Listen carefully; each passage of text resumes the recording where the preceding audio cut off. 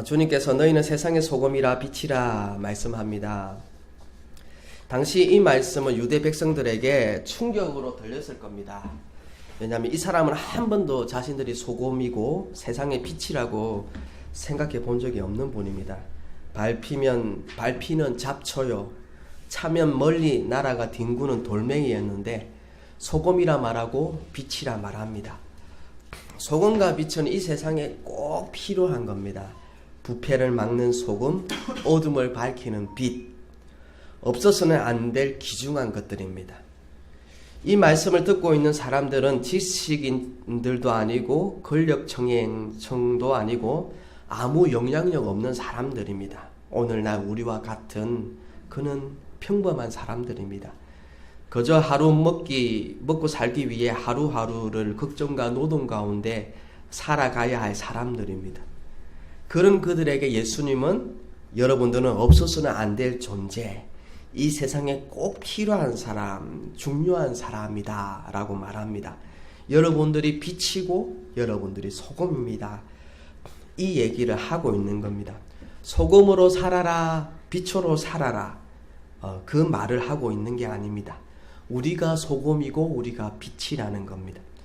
예수님은 이 말씀을 우리에게 부담을 주고 우리에게 침을 치우기 위해서 하신 말씀이 절대로 아닙니다.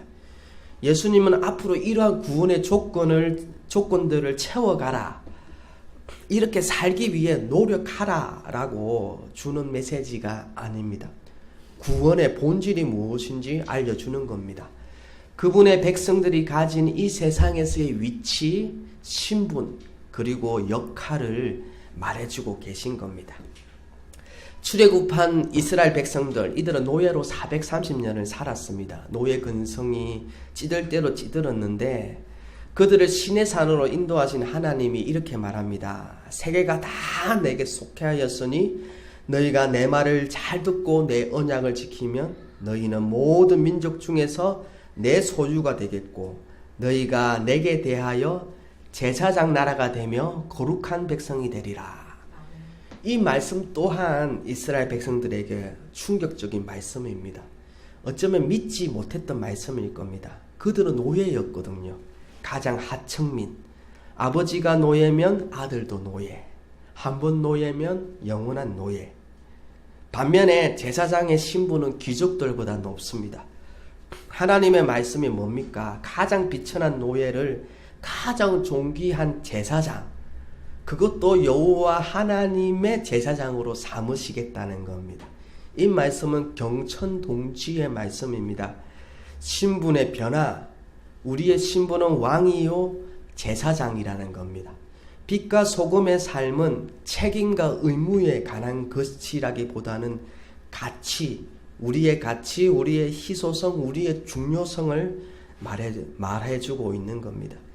예수님은 엄청난 말씀을 하고 계신 겁니다. 여기 내 앞에 서 있는 너희 제자들, 보잘것없고 하찮다고 생각하는 사람들, 비참하고 한심한 작은 무리들, 그런 너희가 이 땅의 소금이고 세상의 빛이다고 말합니다. 다시 말해서 이 의미가 뭐냐면 온 땅이 너희들 때문에 밝아질 것이고 온 땅이 너희들 때문에 맛을 낼 것이다.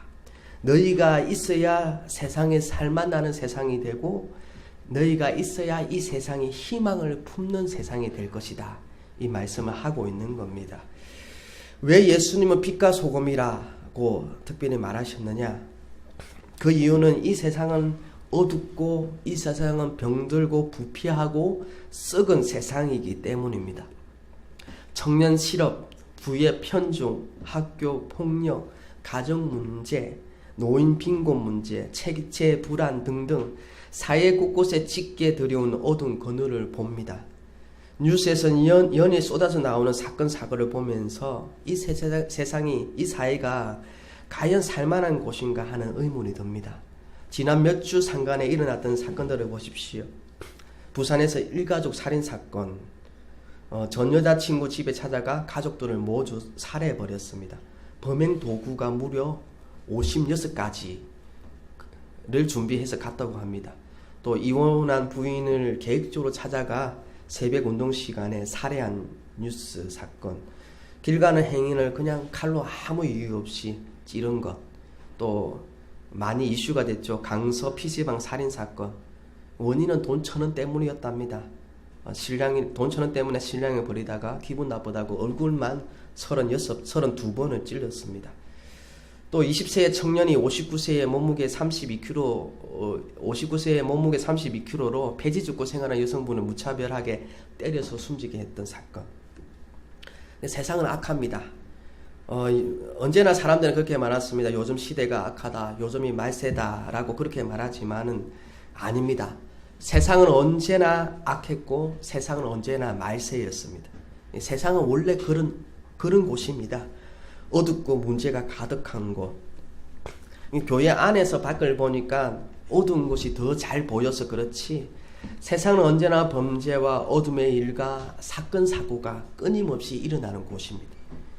주님은 이런 어두운 세상에 우리들로 하여금 너희들이 세상의 빛이고 소금이다, 그렇게 말씀하시는 겁니다. 교회 안에서 성도님들이 이 세상을 바라보는 두 가지의 시각이 있습니다. 먼저는 부정적인 시각인데, 이 세상을 어둡고 병들고 썩은 세상으로 보는 시각입니다. 그래서 죄 많은 세상, 문제 많은 세상, 저주받은 세상, 죄인들로 가득한 곳, 가까이 하면 안 되는 곳으로 봅니다. 이런 시각을 가진 분들은 툭 하면 종말과 심판을 운운하며 걱정하며 세상을 비판합니다. 정치나 세상 돌아가는 얘기를 하면서 예수님 빨리 오셔서 저 죄인들을 심판해야 한다고 화를 쏟아냅니다. 재앙 많은 사람들과 영이 들어온 사람들과 어울려 살 수 없다며 점점 높은 담을 쌓아갑니다. 어떤 통계에 믿지 않는 사람들이 교회에 대해서 어떤 불평을 가지고 있는가 조사해 봤더니 압도적인 3가지가 나왔다고 합니다. 첫째, 교회 가면 언제나 돈 얘기밖에 안 한다. 둘째, 교인들의 모습이 너무 슬퍼 보인다. 셋째, 교회의 가르침이 지나치게 내세 중심적이어서 현실적인 매력이 없다. 어떻게 생각하십니까? 교회는 그런 곳이 아닌데, 그 반대되는 곳인데, 세상 사람이 볼 때는 교회는 그냥 그런 곳이 되어버렸습니다. 저는 이런 문제에 대한 책임이 교회의 지도자들에게 있다고 봅니다. 저는 이런 목회는 안 해야지, 이런 교회는 안 해야지 하는 것들 중에 하나가 뭐냐면, 성도님들에게 두려움을 줘서 성도님들을 하여금 교회 안에 올가매는 방식의 목회입니다. 모든 인간의 마음은 종교심이 있죠. 인간의 종교심의 근본은 두려움입니다. 실패에 대한 두려움, 내가 저 직장에 들어가지 못할까 하는 두려움, 내가 저 대학에 들어가지 못할까 하는 두려움, 질병에 대한 두려움, 내세에 대한 두려움, 이런 여러 가지 두려움이 있는데, 이런 두려움과 종교심을 이용해서 성도들을 영적 노예로 만드는 겁니다. 두려움 때문에 헌신하게 만들고 충성하게 만들고 갖다 바치게 만들고 시험 없이 봉사하게 만들고, 어떻게든 신의 노여움을 잠재우고 신에게 잘 보여서 질병이나 고통을 해결받고 어려움이나 위기로부터 벗어나고자 하는 것, 이것은 세속 종교가 이용하는 것인데 교회가 똑같이 따라한다는 겁니다. 이게 이단들이 절교 사용하는 방법이죠. 여기에만 구원이 있다. 14만 4천 명 여기 안에 더 넣으느라 못 들어갈까 봐 두려움을 벌벌 떨면서 맹종하게 됩니다. 순종 안 하면 암에 걸린다. 어떤 집사님 얘기 들으면서 목회자를 대적하면 저주받는다. 잘못하면 욕해야죠. 목회자도. 마음대로 욕하는 얘기는 아니고요. 대놓고 욕하는 얘기는 아니고 건전하게 비판할 필요도 있습니다. 그러면 이제 교회를 마음대로 운영하기가 쉬운 겁니다. 조금만 금만 주면 되니까요. 예수를 믿는다는 것이 뭡니까? 진정한 자유와 진정한 행복과 참 기쁨을 주는 겁니다. 그래서 지도자들이 잘못 가르쳤기 때문에 저기 저 세상 밖은 온통 어둡고 마귀적인 것이고 부패한 것이고 타락한 것이라고, 여기 안으로 들어오라고, 여기에 복이 있다고, 여기에 에덴 동산이 있다고 성도들을 교회 안에 가둬버린 겁니다. 빛이 있어야 할 곳에 있지 않고 소금이 써여져야 할 곳에 있지 않으니까 오늘날 교회는 그 기능을 잃어버렸습니다. 빛과 소금이 아니라 뭡니까? 다른 것이 되어버렸습니다. 그 반대의 교. 오늘날 한국교회를 보십시오. 다 그렇지는 않지만 열심 있고 믿음 좋다고 하는 성도님들을 보면 자신의 에너지를 90% 교회를 위해서 소비합니다.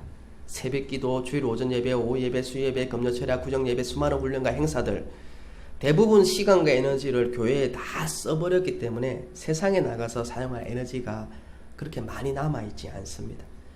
심지어 가족과 지낼 시간마저도 교회가 다 빼앗아 가버립니다. 세상의 빛이 뭡니까? 가정의 빛도 안 됩니다. 가정에서도 사랑받지 못하고 존경받지 못하는 아버지가 얼마나 많습니까? 제 말을 오해해서는 안 됩니다. 이게 다 나쁘다는 얘기는 아닙니다. 일부 목회자들께서 왜 그렇게 하는지는 이유는 이해됩니다. 성도님들을 세상에 내놓으면 세상과 어울려 재짓고 그 가치관을, 세상적인 가치관을 따라가는 것이 두려워서 교회에 붙들려고 하는 것은 내가 이해를 합니다. 이렇게 하는 것이 전혀 틀린 것도 아닙니다. 그러나 평생을 그렇게 교회 안에서만 사는 것은 예수님이 우리에게 부탁하신 삶의 모습이 아니라는 겁니다. 우리는 소금통의 소금이 아닌데 교회가 소금통이 되어버렸습니다. 우리가 소금이라 했지 않습니까? 주일에는 소금통이 돼야죠. 근데 세상에 소금이어야 되는데 우리는 교회 안에 그냥 소금통 안에 우리 박짝박짝 모여있게 돼버린 겁니다. 소금이 만약 그 맛을 잃으면 밖에 버려져 사람들에게 밟힐 뿐이니라. 참 안타까운 모습이죠. 또 하나가 뭐냐면 교회가 세상을 보는 시각 중에 하나가 뭐냐면 긍정적인 시각인데, 죄로 인해 그 모습은 망가졌지만 이 세상은 여전히 하나님의 통치 아래에 있고 하나님의 피조 세계이며 그 안에 사는 사람들은 여전히 하나님의 형상이기에 존귀하고 귀한 영혼들이 살고 있는 아름다운 세상을 보는 시각입니다. 이 세상은 죄로 인해서 파괴되었죠. 사람도 하나님의 형상에서 파괴되어 버렸습니다. 그러나 예수님의 십자가를 통해서 세상을 보는 시각입니다. 그래서 하나님의 은혜가 필요한 세상, 하나님의 사랑이 필요한 세상으로 봅니다. 죄로 인해 망가진 사람들이 있지만 그들에게도 하나님의 은혜가 필요하다고 하나님의 사랑으로 다가가려고 합니다. 이런 노래 있습니다. 우리 CCM 중에 매일 스치는 사람들 내게 무엇을 바라나, 공허한 그 눈빛은 무엇으로 채우나, 모두 자기 고통과 두려움 가득 감춰진 울음소리 그들 들으시네. 그들은 모두 주가 필요해. 깨지고 상한 마음 주가 여시네. 그들은 모두 주가 필요해. 그러니까 교회가 세상을 보는 시각이 뭐냐면 이 세상 모든 사람이 주가 필요한 사람들이라고 보는 시각입니다. 그 모습만 보지 않고 그들의 행동을 보지 않고 그 속에서 울고 있는 영혼을 보고 상처받은 영혼을 보고 그들에게 하나님의 사랑이 없기 때문에 저렇게 악을 빠르게 쓰고 살 수밖에 없다고 생각하고 하나님의 사랑을 모르기 때문에 저렇게 악착같이 욕심 부리며 살 수밖에 없다고 생각하고 그 속에 영혼이 얼마나 힘들까, 얼마나 아플까, 그런 시각으로 세상을 바라보고 세상으로 나아가고자 하는 이런 시각이 교회가 세상을 바라보는 시각입니다. 서울의 양화진에 가면 외국인 선교사 묘원에 가면 루비 캔드릭이라는 묘가 있습니다. 1907년에 급성 맹장염으로 25세의 청춘을 조선 땅에 묻은 선교사님입니다. 그는 죽음을 앞두고 자기를 파송한 텍사스 청년단체에게 이렇게 편지를 보냅니다.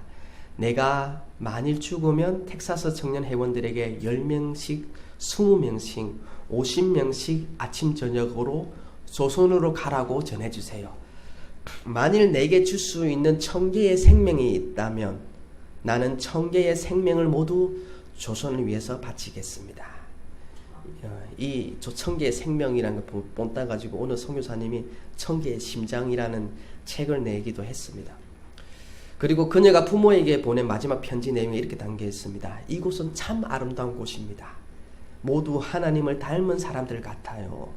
선한 마음과 복음에 대한 열정으로 보아 아마 몇십 년이 지나면 조선은 주님의 사랑이 넘치는 곳이 될 것 같습니다. 그러나 한편에서는 탄압이 점점 심해지고 있습니다. 선교본부에서는 다들 철수하라고 했지만 대부분의 선교사는 자기들이 전도한 조선인들과 아직도 숨어서 예배를 드리고 있습니다. 오늘은 유난히도 집에 가고 싶어요. 저는 이 땅에 저의 심장을 묻겠습니다. 바로 이곳은 조선에 대한 제 열정이 아니라 하나님께서 조선을 향한 열정이라는 것을 알게 되었습니다. 아빠, 엄마 사랑합니다. 저는 밤 7시만 돼도 집에 들어가고 싶은데 이 25살의 이 여자 선교사님은 얼마나 집으로 가고 싶었겠습니까? 이 어두웠던 이 조선이라는 이 나라에 들어와 빛이 된 이 여선교사님, 이 선교사님들이 본 것은 이 땅에 있는 불우한 환경이나 사람들의 죄인된 사람들의 악함을 본 것이 아닙니다. 그 영혼 속에 있는 하나님의 형상, 그 영혼 속에 있는 울고 있는 그 어두운 영혼들, 그리고 그 속에 그 아름다운 하나님의 형상으로 지어진 그 하나님의 아름다운 영혼으로 본 것입니다. 어두운 세상이지만 그 영혼들 안에 있는 빛을 보고 그 빛을 찾아와 빛이 된 사람들이 바로 이 땅의 선교사님입니다. 한 스승이 제자들에게 밤이 지나고 새벽이 오는 시기가 언제냐고 물었습니다. 왜냐하면 그 새벽이 가장 깨끗한 마음으로 거룩한 마음으로 기도할 수 있는 때라고 믿었기 때문입니다. 이 질문에 한 제자가 대답합니다. 아마 새벽은 저 멀리 있는 나무가 있는데 저게 무화과 나무인지 배나무인지 분간할 수 있으면 그때가 새벽이 아니겠습니까? 이렇게 답합니다. 또 다른 제자가 저기 짐승이 있는데 저게 낙이인지 말인지 분별할 수 있으면 새벽이 아니겠습니까? 스승은 둘 다 답이 아니라고 말합니다. 그리고 이렇게 답해줍니다. 너희들이 어떤 여자나 남자의 얼굴을 보았을 때 그들이 너희 형제 자매라는 사실을 알아볼 수 있다면 그때가 새벽이니라. 그 전까지는 아직 밤이니라. 그러니까 우리 영혼의 새벽이 언제냐? 우리가 빛이 되는 그때가 언제냐? 지나가는 저 사람들 아무 상관이 없고 우리랑 일면식이 없는 저 사람들이 내 형제구나, 내 자매구나 라는 사실을 알아보기 시작할 때 그때가 우리의 영혼의 새벽이라는 겁니다. 그리스도인들은 예수 그리스도 안에서 모든 사람들을 볼 때 그 안에 하나님의 형상을 볼 수 있어야 합니다. 그 안에 존귀함을 볼 수 있어야 됩니다. 멸망받을 죄인이 아니라 구제불능인 사람들이 아니라 그 안에 가능성을 볼 수 있어야 합니다. 그때서야 진정한 이 세상에서 빛과 소금의 삶을 살 수 있게 되는 겁니다. 미국의 크리스찬 잡지에 나온 한 그리스도인의 간증입니다. 이 사람은 미국의 한 대학의 급진적인 자경 그룹의 학생회 회장을 지냈던 사람입니다. 근데 그리스도인으로 갑자기 이 사람이 회심을 하게 되는데 그 계기는 아주 단순합니다. 몸이 아파서 한 주간 병원에 입원하게 됐는데 그런데 아무도 안 찾아오는 겁니다. 그런데 늘 자기가 시시하게 생각하고 비웃었던 그리스도인 친구 하나가 병석에 와서 누워있는 자기에게 찾아와서 여러 말 하지 않고 손잡아주고 기도해주고 가더랍니다. 딱 일주일 병원에 입원했는데 그리고 학교로 돌아갔습니다. 그리고 가보니까 그 친구가 자기가 결석한 모든 과목에 대해서 노트 정리를 다 해주더라는 겁니다. 이 단순한 사건 하나로 인해 그는 그리스도인이 되었답니다. 로이더 존슨 목사님이 이런 말을 합니다. 복음의 영광은 교회가 세상과 절대적으로 다를 때 변함없이 세상의 주의를 끈다는 겁니다. 바로 그럴 때 세상은 교회의 메시지에 귀를 기울이게 된다. 그러니까 오늘날 우리가 세상에 나가가지고 예수 믿으세요, 예수 믿으세요 이러면 뭐라 합니까? 속으로 너나 잘하세요. 이런 시대가 돼버린 겁니다. 다시 이 땅에 복음의 영광이 살아나도록 하기 위해서는 우리가 세상에 가서 빛이 되고 소금이 되어야 됩니다. 섬겨줘야 되고 나눠줘야 되고 베풀어줘야 합니다. 그래서 저는 교회가 할 수만 있으면 사회적 기업도 해야 된다고 봅니다. 가난한 이들, 할머니, 또 할아버지, 또 사회들 약자들을 위해서 어느 뭐 조그마한 기업을 해서 그들이 뭐 먹여주고 베풀어주고 살 수 있도록 하는 여러 가지 활동들도 해야 된다고 봅니다. 그러니까 지금은 정통적인 교회의 방식이 아니라, 정통적인 교회는 뭡니까? 교회 와서 예배드리고 은혜 받고 헌금하고, 그러면 교회는 뭡니까? 교회 건물 짓고 이런 것이 아니라 이제는 세상으로 나아가는 교회가 되어져야 합니다. 세상의 가운데 빛이 되고 소금이 되어지는. 그러니까 여러분들도, 저와 여러분들이 해야 될 것이 뭐냐면, 여기서 잘해야 되겠지만 세상 속에서, 직장에서, 사업투에서 빛이 되고 소금이 되어져야 합니다. 그러니까 저는 이게 사실 교회 간판도 안 걸고 싶습니다.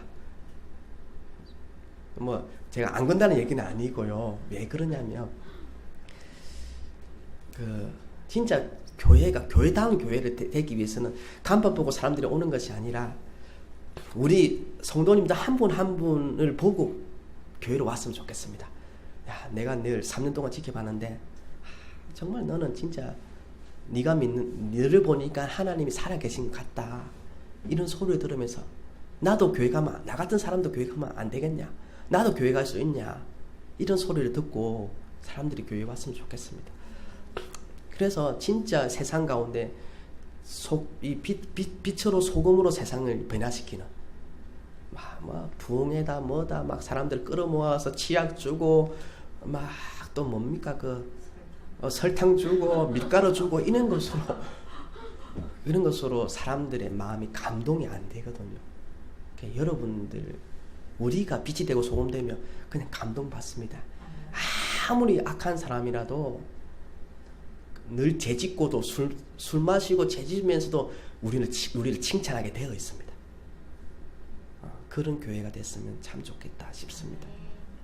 예, 빛과 소금, 그렇게 살아가는 우리들이 됐으면 좋겠습니다. 우리 말씀 생각하면서 우리 한번 기도하도록 하겠습니다.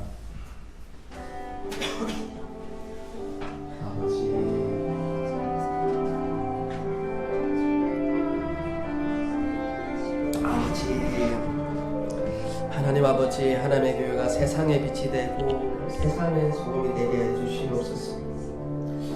이 안타까운 교회의 현실을 보게 됩니다. 하나님, 맛을 잃어버린 소금, 빛을 잃어버린 빛을 보게 됩니다.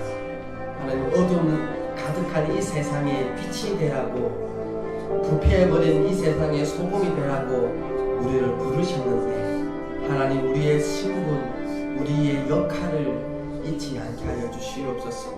여전히 세상은 부패하지만, 여전히 세상은 악하지만, 저 세상을 향해 횃불 들고 하나님 말씀 들고 나아가는 우리들이 되게 하여 주시옵소서. 세상 속에서도 우리가 정직함으로, 성실함으로, 예의 바름으로, 사랑으로, 섬김으로 나아가게 하셔서 세상 속에 빛이 되게 하시고, 세상 속에서 하나님의 살아계심을 나타내는 그리스도의 향기가 되고 그리스도의 편지가 되게 하여 주시옵소서. 먼저 우리 아이들이, 우리들이 가정에 돌아가 가정에서 빛이 되고, 가정에서 하나님만을 믿지 않는 부모와 형제들에게 소망이 되고 희망이 되어주는 그런 삶을 살아가는 우리들이 되게 하여 주옵소서. 하나님 아버지, 감사합니다. 하나님, 세상에 많은 좋지 못한 뉴스, 또 기사들을 보게 됩니다. 너도 나도 못 살겠다, 힘들다 합니다. 너도 나도 이혼한다, 그렇게 말하고 자식들 때문에 죽고 싶다라고 말합니다. 하나님의 세상은 어둡고 하나님의 소망이 없는 이 세상입니다. 하나님 아버지, 우리에게 은혜를 베풀어 주셔서 우리에게 충만한 사랑으로 기름 부어 주셔서 하나님의 사랑 가지고, 하나님 말씀 가지고 세상 속에 나아가 빛이 되고 소망이 되고 소금이 되는 그런 삶을 살아갈 수 있도록 은혜 베풀어 주시옵소서. 하나님 아버지, 교회의 크기에 전혀 상관없이 우리가 이 세상을 위해, 이 지역을 위해, 하나님 사회적 약자들을 위해, 소외계층을 위해 섬기고 나눠주고 베풀어주고, 그래서 소망 있는 교회로 세워지게 하여 주시옵소서. 그래서 하나님의 영광을 온 세상과 열방 가운데 드러내는 그런 교회와 그런 하나님의 자녀들 되게 해 주옵소서. 아멘. 예수님 이름으로 기도드렸습니다.